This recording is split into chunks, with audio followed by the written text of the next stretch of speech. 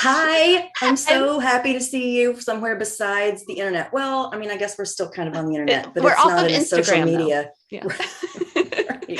We This spend feels a a lot lot of more time real. chatting on in Instagram and sharing pictures of our We personal do. lives and of Yeah. what we're working on, what we're reading, and fun things like that. So Yeah. this is our first conversation that's Yeah. not typed with thumbs um That's right. since the pandemic started, so That's this is right. pretty exciting. So I'm I glad to be know. here with you launching a Thank new you. book, which officially came out last week, right? Yep. Book birthday On was the last Tuesday. 7th. Yes. Yeah. Yes. So for those who are not in the book biz, when authors have a book come out, we sometimes call it a book birthday, because we've labored over these, and they usually take a lot more than 9 months to create. And sometimes authors do fun things for book birthdays. What about you, Amy? What did you do? Any fun ways of celebrating your debut picture book? I, I did actually. I went out and had this sort of kind of DIY publicity photo shoot. And I originally just wanted to take some beautiful, I mean, the book's about, animals and nature, sort of the wonders of the natural world. And one of the constructions that's featured in the book by these really, there's lots of incredible animal architects in the book, but ants are really truly remarkable animal architects, and they're an animal that you can easily find. Some of the books featured animals I've never seen before in the wild. But so I took the book out, and we took some photos of it, placed in front of an ant hill, and recorded some live footage of an actual ant crawling across the photo of the book. And then I tried to convince a flock of geese that were on the pond to come over and sit for a photo, and they just swam right by. They were not Listen, I interested, and don't think so of geese as nice, they considerate. weren't. They were total divas. But I also recorded these videos of me talking to these animals because and I looked ridiculous. I'm sure people were passing by in the park and they're like, what in the world? Why is this girl talking to a book with these? It looked like I was talking to the book. But I took all these really funny videos because I want to be able to share those with young readers, when I do school visits and things. So I'm a lot more comfortable making a fool out of myself in front of children than I am other grown-ups. So that was a really fun way to sort of celebrate publication and be outside. We went to the park. We went to the beach. I tried really hard not to get the book wet, but I wanted a shot of it like on the damp part of the sand, right where the waves are sort of barely creeping in at low tide. And I got a number of really great photos, including an actual crab walking across the book, which is not featured in the book, but it's still kind of, you know, Totally poetic. works. Totally works. But then, the book totally got taken out by a wave. Did you capture So that? Would you get some good action shots of that? oh yeah, there's photos of it just ocean water, just like washing all over it. But kids will love that. They'll think it's hilarious. Absolutely. But the book actually, it dried out quite nicely. I mean, every time I pick it up, a little sand falls out, but I was amazed at that it wasn't just completely destroyed. So, some quality bookmaking there by Simon and Schuster. I was impressed. Nice. Well, but no cake. No cake. No I didn't cake. do cake. No, I tell you, I have had enough celebratory author cakes at Malaprops to last a lifetime. It's like the great and terrible thing about working at a bookstore and specializing in children's books is that we have these amazing launch parties, and we do like photo cupcakes, like a cake of I've had cupcakes with them. the cover of the book. You've probably had them, and it's wonderful, but we consume a frightening amount of cupcakes. So it doesn't occur to me to do a book cake because I've had enough book cake Yeah. to But last those me a lifetime. cupcakes, I recall being amazing, and I'm pretty Yeah, sure they're my really good. kids remember them too. And yeah, they're taking like handfuls of them. So Well, it now, was our pleasure to get them hopped up on sugar for you before we yes, sent yes, them yeah. home before we sent them home with you. So when I talk to kids about my books, I like to tell them that books are like superheroes and they all have an origin story. So if I picked up any one of mine, Hmm. because they're like, kids will ask the general question, where do you Yeah. get ideas? And every book I pick Yeah. up has an origin story, like Yeah. Spider-Man has an origin story, is bit by a spider. My books all have a moment or moments where they came to life in my Yeah. brain. Now it might take 5 years to still write it, but Yeah. most of them I remember that moment or moments where I'm like, this is a book. This is something I want to write about. So did that Yeah. happen for you? It did. And the origin story for this book was very different from the origin story of any of my other books, because it was sort of a convergence of different people having the same idea at the same time. So I had journal pages filled with animals that build amazing things. I'd always been fascinated by animal architecture. And it was something that I'd thought a lot about writing a book about, but it was one of those story ideas. And you may be this way as well. Like I have this folder of story ideas, and they fall in and out of favor with me various times for various reasons. And for some reason, I just never zeroed in on this idea of the things animals build in nature. And then, as sometimes happens in publishing, your literary agent, they part of their job is looking for opportunities for you. And so she knew of another literary agent that had an illustrator in mind to illustrate a book about animal architects. And Joan approached me, and it's my agent, Joan, and said, have you ever thought about writing a book about animal architects? And I was like, I thought about writing about animal architects for a very long time. So it was suddenly that idea that I had sort of shuffled off to the side, all of a sudden it had that sort of, superhero glow that every superhero gets at the beginning of their origin story. And it got really exciting to me. And so I was able to dive in to researching it and writing a proposal, because lots of times you write a proposal for a nonfiction book, as you all know, but as audience members may not know, before you actually write the book. And so I was able to start, that sort of early process of writing the proposal and imagining what the book was going to look like, and had many, many, many more animals that ended up being featured. Well, not many, many more, a number of animals that I was going to feature that fell by the wayside for one reason or another. But it was this sort of convergence of more than one person having the same idea at the same time, which is really kind of cool. I love that because Yeah. I think this happens a lot to writers, where it looks like a book just kind of came out of nowhere, or someone, Yeah. just becomes a huge success out of nowhere, something Yeah. like that. And there's really all this behind the scenes going on. Yeah. And you have to be prepared for those moments where Right. opportunity present themselves. And you were That's right. prepared for That's that right. moment.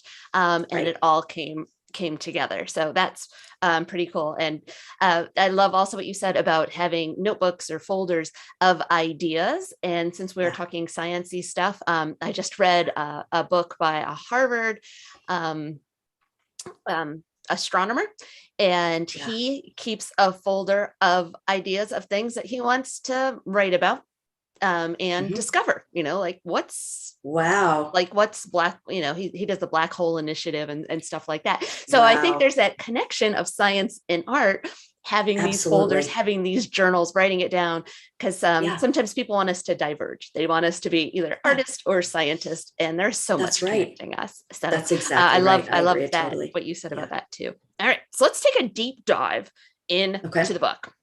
Okay.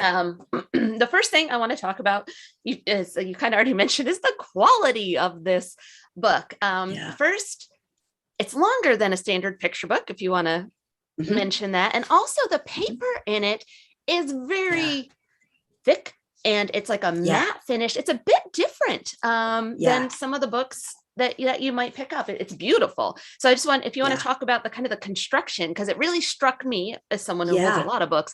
This is different. This is Absolutely. special. Yeah. And I didn't actually know, I didn't know what the quality of paper was going to be inside the book, during production, certainly not while I was writing it. And I had seen, of course, early sketches from the illustrator, as I had turned in the first draft of the manuscript, and he had used those to begin sketching what the book was going to look like. And the color was different, or there was color on some places and not in others. So, there was really no way to imagine other than it was going to be gorgeous because Chris is just an incredibly talented illustrator. But the genius of graphic designers and production people at publishing houses is how they can take that kind of art, the illustration, and marry it with the materials that just take the book to another level. And because of all the supply chain issues happening to every industry in the world, and most especially publishing, the books, my author's copies of the books arrived. I usually get them a little bit sooner. And I got them, not quite a week before the book came out. So it was pretty soon to the actual launch date. And I was just overwhelmed by the quality of the paper inside the book. Like I kept telling everybody, friends and family who aren't in publishing, about how incredible the paper was. And they're like, that's great. Like, you don't understand. This stuff really matters. Like to people who make picture books, like this is a big deal. Some types of art look better on glossy paper, and some types of art look better on matte finished paper. And that decision to do that, I don't know whose it was ultimately. It could have been a conversation between the designer, the illustrator, the editor, and the production above our folks. pay grade, right? Yeah, and those folks work so hard and behind the scenes, and they do such incredible things that you huge things for your book that you have no control over or wouldn't even know to ask about.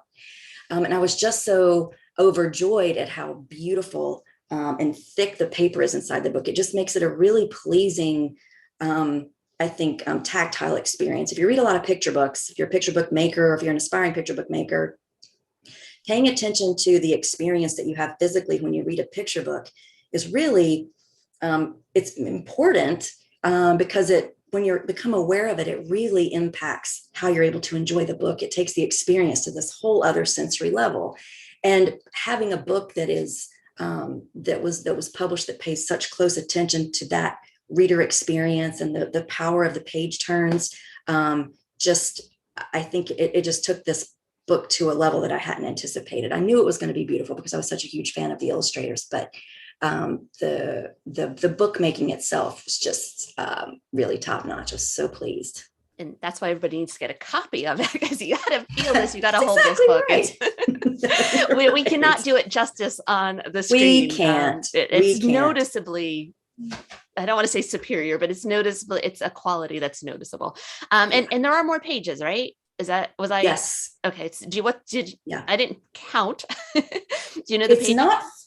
I should know that off the top of my head. It's not 32 pages, is it? I had an idea it wasn't 32, but is it 64? It wouldn't go 60. I don't think it's 64. Okay. But I'm gonna have to look that up. It's not longer. There's not more words, but again, there's so much room for the I'm going to call them characters to come alive. So that it's all just very, very nice. So the book, it's animal architects. There's many animals. Again, I didn't count many animals in here, and each get 2 spreads. So that's 2 full pages. And with each, so you get kind of an introduction, and then you end each of that introductions with the ellipsis, the ... and go on to something on the next page that gives you even more details about the animal. And I like to think of kind of like a special fact. So my question is, I love how you got those kind of almost mini story with those 2 spreads for the animal, but you got, there's so many different animals. How did you connect them all? Was there, deciding kind of the order or who you wanted to introduce? What are the thoughts behind, starting with the reef and ending with the teeny tiny mouse? I believe the mouse was last. Yeah, the mouse was last. How did you go what was that art thought process? I had this, I wrote each of these entries for the animals sort of as standalones, and then put them together. With the book begins with the Great Barrier Reef in Australia. And I wanted to start with that book because it is probably the most extraordinary structure created by any animal ever. And the fact that these tiny coral polyps, spend thousands and thousands of years, over time, they created this massive structure. I thought that was just a sweeping way to, it just felt very cinematic to me, just like this is this incredible thing. And you can see the Great Barrier Reefs visible from space, which I knew that would just blow the mind of every young reader. It blows my mind. I know I've heard it before, but I'm still like, that's amazing. You just can't, it's like looking at the Grand Canyon. You can't conceive of it, and I wanted to show that scope right off the bat. And then by closing the book with a tiny mouse that's really no bigger than your thumb, the harvest mouse, it really, and showing the structure that it builds, which is a nest about the size of a tennis ball. I just wanted to sort of take readers through this sort of, journey of scope through what these animals create, because it's extraordinary. And we see these things in our natural world all the time. Sort of my motto in my writing is that the best stories hide in plain sight. And I think that that's so true with everything around us, particularly with the natural world. You look at an anthill in your yard, and you can't see everything that's going on, the work that's involved in what they're doing. They're backyard pests for most folks, and we don't pay attention to that. And I think for me, this book was a chance to really just sort of slow down and encourage young readers to just meditate on how extraordinary these structures are that animals that we often take for granted create on a very large scale to a very tiny scale too. One of the other things that I noticed, and I'm assuming it's a conscious choice, but if it's not, let me know. You mentioned gender in here. So we have the bird, the satin bower bird, that he's the bower bird. Bower, sorry. Bower bird. Yes, that's okay. And he creates the nest, but it's the female ants that you mention. Creating their home. And then you talk about the penguins, where it's the male and the female creating I'm going to call it a rock nest or a stone nest, which is pretty cool because we don't think of nests being anything but twigs. So I loved how you did that, kind of pointing out how the role changes. So was that, were you looking to showcase that? I was, and part of that was depended on the animal that I was portraying. Female worker ants, they do the majority of, the labor in the anthill. And so that was factual, but it was also just, I don't expect picture book readers to necessarily, grab onto that, but, it's about division of, equality of division of labor, which I think, and inequality of division of labor. But for me, it was, I wanted to sort of, talk about, when the gender of the animal is important to what they actually constructed, like the Gen 2 penguins, the male and the female pair work together. When it comes time for the female penguin to lay eggs, they collect pebbles and they build, this beautiful little rock pebble nest, and she sits on the top of it, and they line it with moss and feathers, and she lays her eggs. And I loved this idea. Penguins are kind of notorious for being, team players anyway in their, relationships. So it was appropriate to the way that these animals behave. But I also thought it was important to just, I think, older nonfiction books, from a generation ago or so, it's like they always talk about, sort of assume the male of the species unless we're talking about the female of the species, with reproduction and things like that. So I wanted to balance it as much as possible. I think that's, and like you said, the youngest readers may not notice that, but picture books are meant to be read and reread and reread. That's exactly right. And I think they, they do catch those things, eventually.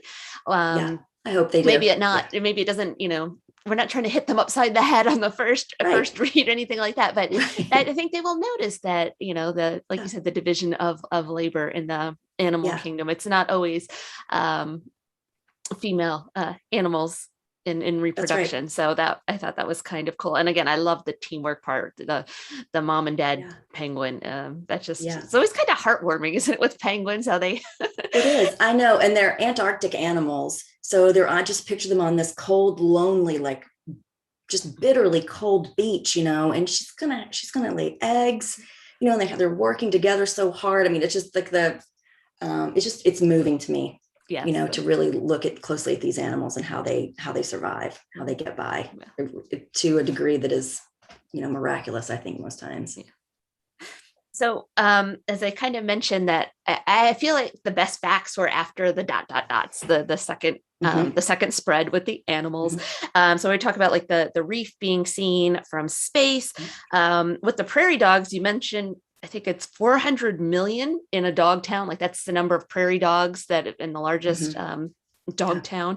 And then talk about like kind of being a solar powered tower for the termite mounds, how they're made to use the sun, and all those things were super cool. So I got to ask, what was your favorite fact? Do you have one that was like either surprising or it's like this has got to be in here, this is what it's all about? I think one of the animals that is the penguins really tug at my heartstrings, because I just that image that Chris created of them on that sort of lonely Antarctic beach is just it just really sort of resonates with me. But one of the coolest critters in the book, I think, is the trapdoor spider. And there's a great video. It's an old Attenborough, Sir Attenborough video, and he's got a stick, and he places the stick on the sort of the threads of the web that have come out, and that it prompts this trapdoor spider that builds, it burrows, and then it weaves this sort of cap to the burrow that pops open, and the spider springs out of and like grabs the grasshopper or whatever and takes it inside and grabs it, and it's like lightning fast. And I just think that I mean, you're an engineer, and that kind of natural engineering is just amazing to me. That a spider of all things built, I would think, like, maybe like an orangutan or a chimpanzee might be able to build a trapdoor, but I don't think about a lowly spider being able to build a trapdoor. It was pretty incredible. So I think of all the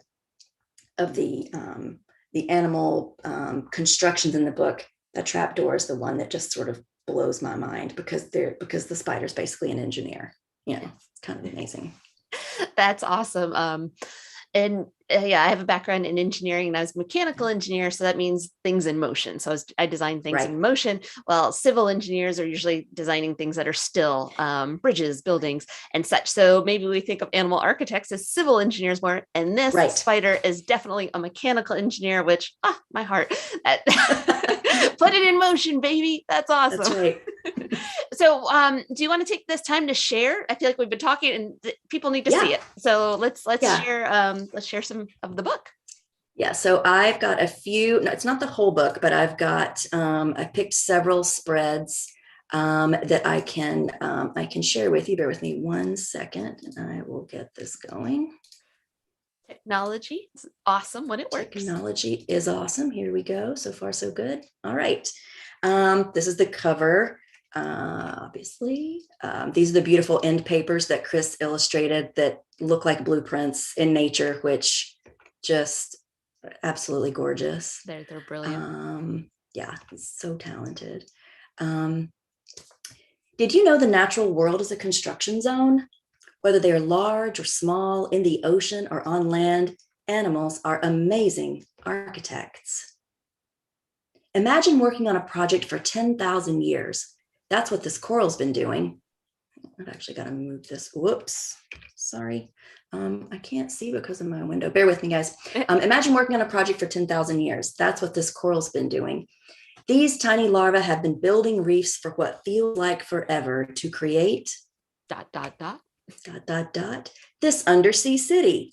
Teeming with life, the Great Barrier Reef in Australia is the world's largest living structure. It spans an area of 133,000 square miles.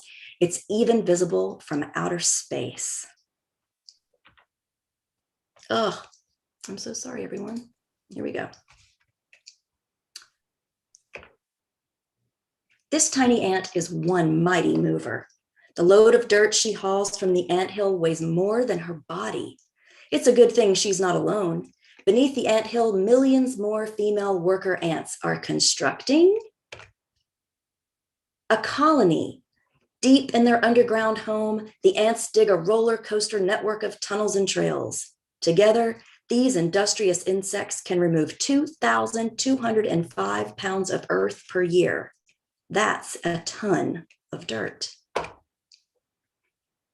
Black-tailed prairie dogs are expert diggers. Their underground home, called a burrow, is a twisty highway of tunnels, which includes chambers for sleeping, eating, and pooping. As the burrow expands, it becomes a dog town. The largest recorded prairie dog town spanned 25,000 square miles and housed as many as 400 million prairie dogs. I love this spread. This little prairie dog up at the top just cracks me up. I like the tail sticking out of the hole too. No, it's so cute. Cathedral termites mix dirt with saliva and roll it into bricks to build their home. As the bricks stack up, a tall tower rises from the desert floor to create a termite mound. How do millions of these wee workers keep cool in their high-rise home? The unique shape of the mound stores heat during the day and releases it at night. The termites live in a solar-powered tower. The harvest mouse is no bigger than your thumb, but her long, strong tail holds her in place between thick grass stalks while she works. With her sharp teeth, the harvest mouse tears the grasses into strips and gathers them between her paws. She begins weaving a tiny bead.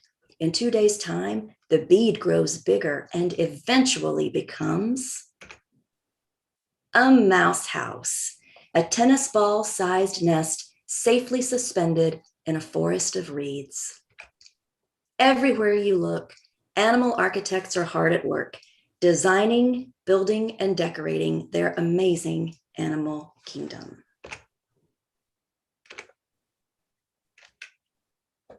So that is a few of the animals in the book, 4 of them, 4 of the 11. I think there are 11. I didn't include all of them, but those are some of my favorites. I was going to think, I think we talked about all those, so they are definitely. I think we did. So they didn't get to see the penguins. So again, when you pick up this book, this gorgeous book with the great paper, you get to see these awesome penguins. So that's really cool. Well, I love it. I think it's beautiful, and I think it's informative. Thank and you. the rereadability, which isn't really a word, but the rereadability.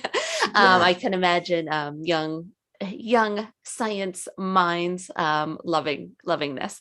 So I want to now we did a deep dive into the book. I want to do a deep dive into you before we get to audience questions. Okay. So this is what I know. Okay. You were in publishing. I want to say an editor. Is that right? Yes. Yes. So you're an editor. Yes. You are now a book buyer for an independent bookstore, children's book buyer. You're picking out all those kids' books that are on the shelves, and you're an author. Exactly right. So I'm thinking big time book nerd. Love it. That's awesome. But the things you write about and the things we often talk about are science. Where does this science love come from? Where's this stemming from? And I use stem totally on purpose. Stem. Where's it stemming Well played. from? Well played. I know Patricia will appreciate that pun too. I loved science when I was a kid. I was always a huge NASA enthusiast. I loved science in school from the time that I was in elementary school to the time I was approximately a freshman in high school. And then science intersected with mathematics. And that is where my ability to deeply comprehend science waned. And I love science stories. I don't love sports, but I love sports stories. And I love science, but I love science stories. And the thing that fascinates me about great science stories is that they're they're absolutely everywhere. It doesn't matter if you're thinking about, like a tiny ant in your backyard or how NASA managed to make it to the moon. There are epic stories to be found everywhere. And it was a way, and I didn't plan it. I just sort of naturally started writing about science. I didn't really set out to do it. It's just sort of what I felt like writing, sort of called to write or whatever. I knew I didn't want to write fiction because I have, my saying is sort of, I would rather look it up than make it up. I take a lot of security in that, finding the shape of the story that's already there and then picking the pieces out to frame my own story and to retell it in a way that I think is exciting. But I always loved what science means to people and what it means for society and how it moves us forward, whether we like it or not. And I think that's powerful, and beginning to show that kind of power to young readers in a way that's accessible to them was just exciting to me. And I stumbled into writing about science. Like I said, I didn't sort of set out to do it originally, but now it's a mission. I especially in the way that the world has changed in the past several years. Kids need these stories. We need to reassure them about science. We need to reassure them that there are some things in the natural world that are absolutes. I think I take a lot of comfort in that. And I think, that's the idea that I always want to sort of leave young readers with, this idea of discovery and what will you find if you look and then you stop and you go back and you look a little bit closer. I love that. I often think of that myself, of getting kids kind of hooked on science and excited about science. And I think there's a slew of biographies out there, which are fun, certainly, and they can be about scientists or history, but I like diving into the topics and finding interesting ways to bring the topics to life. So I see that we kind of have that in common. We want to get kids. I call picture books that are about science, I call them kind of gateway books, because a lot of times kids will stump me with their questions, and then I'll be like, go talk to your librarian or your media specialist and ask for another book on this planet or on the ocean or something. So I do think that we can open up to a lot of new things. So I know you are working on something new. I don't know if you're willing / allowed to talk about it, because as writers, sometimes things are sold, sometimes they're not sold, sometimes we have to wait till someone else announces it. So what can you tell us, if anything, about what's coming from Amy? The thing I am working on right now is actually the second book in the Amazing Animal series. So it'll be the follow-up to Animal Architects. It's called Animal Superpowers. And it is all about the brain-boggling abilities that some animals have to survive. So whether it's to defend themselves, to, outsmarting predators, flying spiders, which will terrify arachnophobes, I know. There are so many. If you want your mind blown tonight, Google the pistol shrimp. And just marvel at the power of the natural world. It fires weaponized bubbles at its prey and it stuns them. And the videos are incredible. So that is the thing that I'm working on right now that I'm most excited about, is Animal Superpowers. And that will, that comes out, I believe, in 2023 now. I think it's 2023. So it's in the works. Picture books take all books. They take a long time. They take a long time, even the short ones. Yes, absolutely. So that's awesome. So and so we can't talk about the other one then. Right. Okay. I have a hint, so I just wanted to make sure. Okay. Moving on there. Something else I noticed, you do a lot of research. Some of them you talk about videos you've watched, things you've read. I think kids are surprised to learn that we do watch videos and movies and for some of our research, because I think research gets a bad rap. I think it Sure. that maybe people like it's boring, and reading dusty old books that perhaps don't make a lot of sense or use a lot of big words. But no, it can be fun. What's your favorite? How do you research, and what are some of your favorite ways?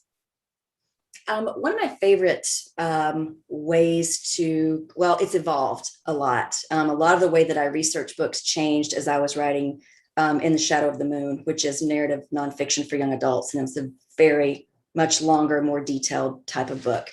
And I until that book, I had always written about science that was happening in real time for the Scientists in the Field series. So I wrote about a NASA hurricane mission, and then I wrote about the North Carolina Wildlife Resources Commission biologists who were studying Asheville's population of urban black bears. And for In the Shadow of the Moon, I went back and read a lot of books about the Cold War, a lot of history books about not just the science that I was writing about, but about the politics around that science, and figuring out, sort of teasing out, the intersection of all those things was fascinating. And I also read transcripts from Soviet control rooms, which was really cool. And they're kind of hard to come by. I relied heavily on an academic who had done a lot of work with the Soviet space program. And he had actually written an article in which he quotes the original Soviet transcripts between the director of the Soviet space program and Valentina Tereshkova, the first woman in space. And reading what she said to him and what she had a message for the women of the world while she was buzzing around, she was orbiting the planet. And I'm a lifelong NASA nerd. I'd never read that before. And finding that kind of atmospheric detail and factual detail in a control room transcript, I would think that I would have assumed it would be a lot drier than it was. And I think it's a lot richer, and certainly with the passage of history and perspective, but it was just mind-blowing. So even though I always work with primary resources, I think the sort of depth and breadth of what primary sources bring to a story really hit home for me when I was working on that book. Can you just define primary sources for maybe some of our kiddos? Yes, primary sources are books or transcripts written by the people who were alive during the time that a certain event happened. Newspaper articles, biographies, first-person accounts of people who were alive at the time.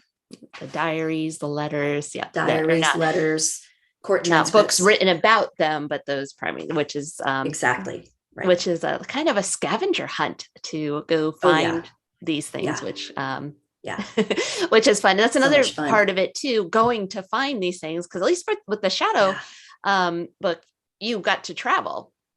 Yeah, you actually went places. So that's now we're in a pandemic and nobody goes anywhere. But I'm so glad I wrote that book when I did, because I wouldn't have been able to go to all the places that I went to, and they made such a huge difference.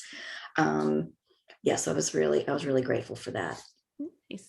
All right, so we're going to turn to our audience. I'm going to read some of the questions that are put into the chat.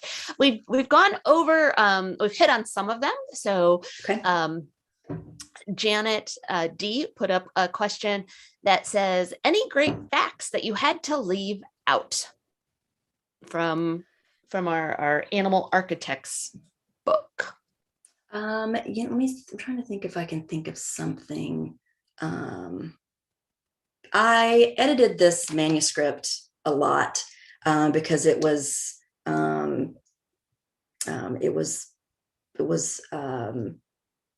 easy for it to just run on and on and on, especially with somebody who's as fascinated by the natural world as I am. I write way more than I ever need. I'm trying to think if I have a specific example. I went down a bit of a prairie dog hole reading about prairie dogs because I think they're adorable. And I wanted to, I caught myself I can't think of a specific fact that I left out, but I just remember, pontificating for a good page about, a day in the life of a prairie dog. And it was all interesting information, but it didn't necessarily move the story along. It's not a great answer to Janet's question. I can't think of anything too specific, but yeah, there was a very deep dive into the into the prairie dogs. That's Luigi, by the way. That's the dog I'm obsessed with. I told my kids to bring him in at 6:45. He's come say hi. Luigi, come here. Come here, baby. Luigi, come. He's being rotten. You've got to come say hi to Amy. So cute. Here he comes. Live video is great. Sorry, guys. That's exactly right. I mean, look at this dog. So this is Luigi, and I think Amy, I love him. Comments and hearts on every photo that Luigi has done. So Luigi had to come say hi and say congratulations on I'm deeply the book. Grateful. Thank you, Luigi. So yeah, we had to make sure we snuck him in here. Okay, let's grab another question. Okay. So Jonas, age 8, has asked, wants to know, are there any animals that you researched that didn't make it into the book? Who got cut? Who was on the chopping block? There is a little fish. I'm trying to remember the exact scientific name of it. It's escaping me now. The other problem about working on multiple projects at a time is you don't retain a lot. I have to look at my notes all the time. But there's a fish, and you can easily find this on YouTube, that designs this beautiful, perfectly geometric shape on the bottom of the ocean. It's a tiny little fish. And he's somewhat like the bowerbird because he builds this beautiful, it's part of a mating ritual with these animals, with these fish. And he has to keep moving constantly while he's building it, or the current will wash it away. And then the amazing thing is that it's perfectly geometric, like a honeycomb hive. I'm trying to think of something else. How you look at a spider web and it's perfectly even. It's just this amazing little, sort of looks like a mandala that he creates on the ocean floor. I can't remember why I cut him now. But yeah, it's incredible animals. There's only so much space, right? One thing really I was doing research, and I was about extinctions, but with all the mass extinctions, we always seem to lose our reefs, which really mess up the ocean. Because for fishes, like 25% of all life in the sea spend at least part of their life in the reefs. So we're doing some damage to these ourselves. Yes, we are. Which is, it's happened naturally with mass extinctions in the past, but we are not being very kind to these. So no, we're not. So little facts like that, they stick with us. So while it can be seen from space, it is still something that is threatened. Absolutely. Those little facts that it's like we can't always work them into books and stuff, but we'll work them into conversations. Okay, a Calder, age 8, wants to know how many animals are in the book, and I think you answered this, but I just want to make sure we touch on it. This is a great opportunity to say hi to Calder. Hi, Calder. There are 11 animals in the book, 11 total. Nice. Excellent question. Thank you. And Vicky had a question, and it is, what author do you feel influenced your writing of this particular book? It wasn't so much an author that influenced me the most. I'm a big Attenborough fan.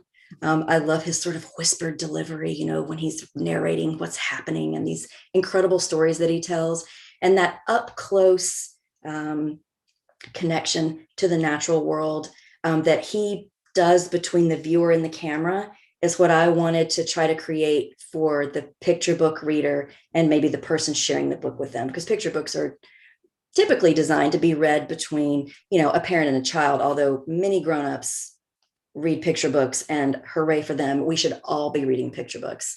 They're incredible works of art, and they're hilarious and much deserving of our attention. That's a soapbox story for another day. But I wanted to give that sort of, that close connection. And I wanted it to be sort of an intimate moment, between the reader and the animal to really sort of zoom in and see what their lives were like. And these just overwhelming, amazing things that they're able to build. Yeah, and I noticed in the words and the way you deliver it, you use you talk directly to the reader. And I've noticed when I read a lot of adult nonfiction that does have that feel where the author's using I and using you, it's like coming together. And we don't do that, I think, a lot in children's books.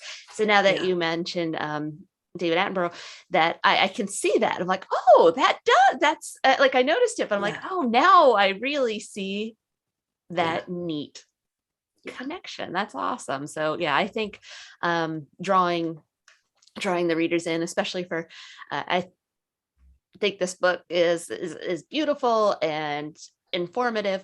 I also think it's important for our appreciation of what the natural world is like. We, again, as humans, we've kind of transformed this world where most animals now are for our consumption by biomass. If we like put all the animals on a big scale and you put wild animals over here and you put animals we plan on eat, it's like 99% animals we plan on eating. So to capture and to keep these animals in our sites is, I think, very important.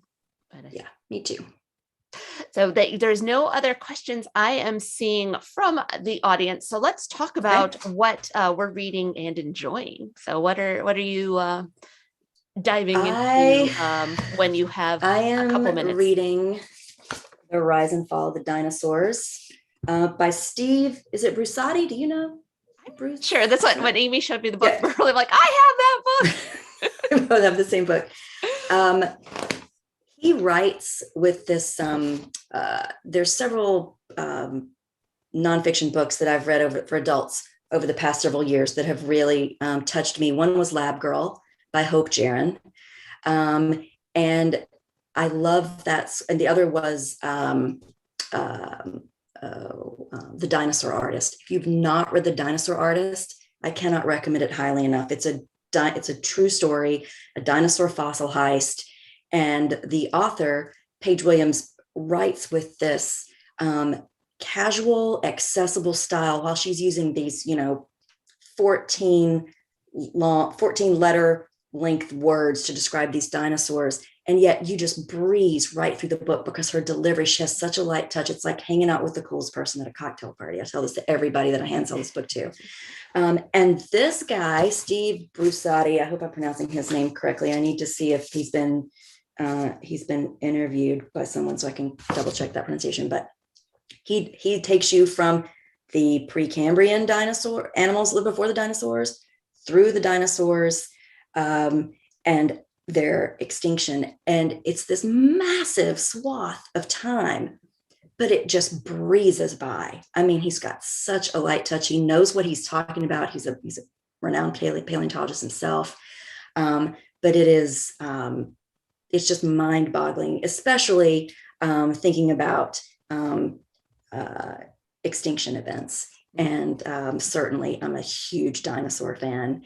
We have so much to learn from the rise and the fall of the dinosaurs. But the book is just, it's just so, everybody says every book they want you to read is accessible, but I mean it when I say that about the rise and fall of the dinosaurs. It's very accessible. What I remember about it, and I read it not super recent, is that it's a little autobiographical too. Like he talks about his decisions to study, or calling Luis Alvarez to talk about the asteroid impact. I think it was Lewis. It might have been Walter. I'm going by memory. The one fact that really stuck with me from this one was he said that they're basically finding a new dinosaur species once a week, right? Wasn't that this book? I think that's it. Yeah. Yeah. That they're, we think of a dinosaur discovery would be like huge news. And there's just so much to the dinosaur world that we don't know. And again, I think it was this book where they talk about, especially farmers in China finding fossils, and it makes more money for them than farming. So they're on the hunt to find these fossils when they are out there. So it's better money for their family than growing crops. So there's this really kind of cool fossil hunting world that I didn't know about. And like I said, I'm pretty sure we go from one book to, and those are what I think are in that one. So I love dinosaurs too. I'm reading all about if there's life beyond our planet. So that's been my obsession right now, and the Drake equation, and trying to find signs of alien life. I haven't started these yet, but these are the kind of books I pick up on vacation. So those are those are the sciencey things. I finished the Harvard one. I think it's just called Extraterrestrial. And it's about the first object coming through our solar system that's from beyond our solar system. It's the first confirmed object, 2017. It has a Hawaiian name, so I don't even want to try it. I think it's I remember hearing about this. Yeah, it's like Una Mana Mawa Mawa. And it's a really funny shape. Like, it's a shape you don't expect to move this fast, and when it gets close to sun, it changes direction. And it could be, ice melting, hydrogen ice melting, and that's what caused it. Or it could be alien technology. It moved way too fast for us to get good pictures. So those are the kind of fun things that I am currently reading about. And hopefully doesn't keep you up at night worried about alien. Well, it wasn't really an asteroid. They don't really know what to call it, do they? No, they just say it's hearing about that. Interstellar. I can't remember what they call it. But there's been others discovered since then, but that's kind of the first confirmed. And it was here like 11 days, I think, is what we saw, but it was just moving so fast. Like, our technology couldn't get to it. And by the time we knew about it, and they had to go back and look at old pictures and stuff. So, and I didn't, it's like, how did I miss this in 2017? What was I busy doing that I missed out on this? So super fun stuff. I think science and nonfiction offer us all these fun things that expand our imagination. So I'm going to more to write about than we'll ever get to. Okay. So if you were to go back to school to study something that's not writing, that's something else, and imagine that you had all the skills necessary, or could pick up those skills, what would you study? If I could go back and have any skill that I wanted, I would be an ace at like complex mathematics. And I would be some kind of NASA qualified scientist. I would want to be an astrophysicist. I would want to be, or even, there's so many cool scientists that work for NASA that are Earth scientists, like I wrote about NASA meteorologists and Eye of the Storm, like these folks that, study weather for NASA. Like, I would absolutely do that. If I had it to do over, I would be a math aficionado and I would work for NASA. So, absolutely. And I think that's how we want to get kids excited about science, because there are all these fields. There's, they said astrophysicist. I've read about astrobiologists. Those are the people looking for, the chemical signatures of life and stuff. And it's like, I didn't know about these things when I was a kiddo, and now the universe is your limit. So kids are, hopefully they get super excited about all the sciencey things. So I guess we'll ask Patricia to come back on and give us our final thoughts. And see us out. There she is. Well, hello. Well, hello. It is a delight to had the chance to listen to the two of you talk, and really Amy's book is one that you can learn so much, and the craft in it of saying so many things in a very witty, poetic way to capture the imagination of not just children, but the child at heart, I think is wonderful. And thank you, Patricia. You're welcome. And I'm just thinking of all the puns that one could make and build around that in one's free time. So many to be continued, right? And I appreciate, Stacy, so much your enthusiasm and love for, along with Amy, reading in science and the research and the process, because I think for young readers and for little ones, they're just at the beginning of that journey. And I think it's wonderful to see those models out there that science and scientific information, or just looking at the natural world in a different way, in many different ways as possible, whether you're looking at brains or whether you're looking at the little mouse or whatever it is, you know, I think Sir David Attenborough, I'm thinking of Trials of Life here, Amy.